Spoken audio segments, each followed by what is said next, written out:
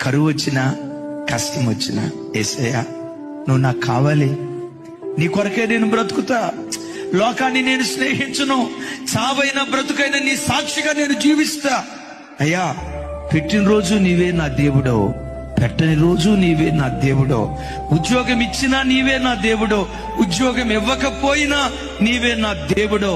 సంతానం ఇచ్చినా నీవే నా దేవుడో, సంతానం ఇవ్వకపోయినా నీవే నా దేవుడో, ఉద్యోగం కలుగు చేసినా నీవే నా దేవుడో, ఉన్న ఉద్యోగం ఊడిపోయినా నీవే నా దేవుడు అని అన్ని కాలాలలో, అన్ని స్థితిగతులలో